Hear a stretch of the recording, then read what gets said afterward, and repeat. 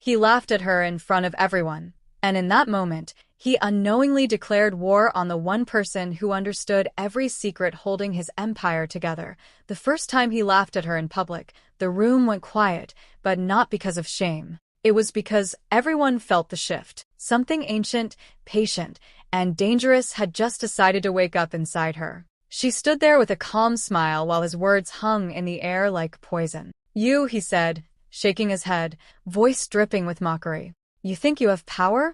You're nothing without me." People chuckled nervously. He enjoyed that sound. He always did. He loved feeling taller by pushing her smaller. What he didn't see was the way her fingers tightened around her phone, not in anger, but in resolve. He didn't notice her breathing slow, her eyes steady.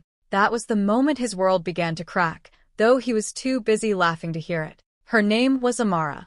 She hadn't always been quiet. Once, she had been fire, bright, ambitious, full of ideas that spilled faster than she could speak them. And once, he had admired that fire. At least, that's what he claimed. In truth, he admired control. And when he realized he couldn't control her mind, he decided to control her image. His name was Victor. He was charming, respected, and loud in all the right rooms. He knew how to talk to investors, how to smile for cameras, how to rewrite stories until he was always the hero. And for a long time, Amara let him do it, because love, she believed, was about compromise. They had built something together. A company, a vision, a future. But every idea she brought to the table slowly became their idea, then his idea, then a story where her name no longer appeared at all. When she spoke up, he'd laugh. When she protested, he'd tease. "Relax," he'd say. "You're too emotional. Let the grown-ups handle this." The mocking started small. Jokes at meetings. Comments at dinners. Little reminders that he was the face, the voice, the power. People followed his lead. They always do. Amara watched herself disappear in real time. But here's the thing about power. Real power doesn't scream. It waits. It learns. It sharpens. She started paying attention. Not just to what Victor said, but to what he hid. She noticed the missing numbers, the rushed signatures, the deals that didn't quite line up. She noticed how often he dismissed legal advice, how he relied on intimidation instead of transparency. He thought confidence was enough. He thought fear would keep everyone loyal. He never imagined she was listening. At night, when he slept peacefully beside her, Amara sat with her laptop open, tracing patterns, connecting dots. She saved emails, recorded calls, took screenshots. She asked questions, quiet ones, to the right people. She rebuilt relationships Victor had burned, this time without ego, without noise. And still, she smiled beside him in public. The day he mocked her power on stage was the day he signed his own ending. It was a conference, big, televised, important. Investors, journalists, industry leaders. Victor stood under the lights, confident as ever.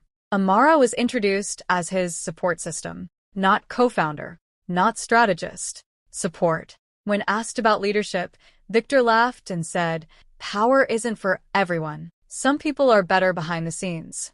His eyes flicked to her. The crowd laughed. Amara clapped. That night, she didn't cry. She didn't argue. She sent one email, then another, then another.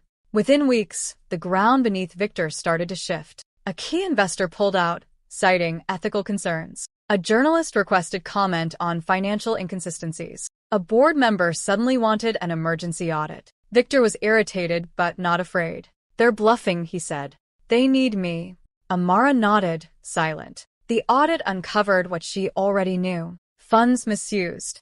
Reports altered. Contracts forged. Nothing dramatic enough alone, but together, devastating. Victor tried to control the narrative, but this time, the story was already written. By the time he realized Amara was the source, it was too late. "You set me up," he hissed when the board asked him to step down. His voice cracked for the first time. "You wouldn't survive without me." She looked at him, not with rage, not with triumph, but with clarity. "You mocked my power because you never understood it," she said calmly. "I didn't need your spotlight. I needed time." The company cut ties. Investors demanded accountability. The media, once his friend, turned ruthless. Headlines painted a different man now, reckless, arrogant, exposed. The laughter that once followed him vanished. And Amara? She stepped forward, not loudly, not dramatically, but firmly. She presented plans, answered questions, owned mistakes without deflecting. People listened, not because she demanded it, but because she earned it. Victor watched from the sidelines as everything he built crumbled. The irony burned. The woman he dismissed was now the only reason the company survived at all. Months later, he tried to reach her. Apologies, excuses, nostalgia. She read the messages once, then deleted them. She wasn't angry anymore. That was the final cruelty. Amara didn't crush his world with revenge. She crushed it with truth, patience, and self-control. She let his own arrogance do the work. All she did was stop protecting him from the consequences of his actions. At her first solo keynote, someone asked how it felt to finally be seen. She smiled, not the tight smile of endurance, but the easy one of freedom. Power, she said, isn't about who shouts the loudest. It's about who still stands when the noise dies. The audience rose in applause.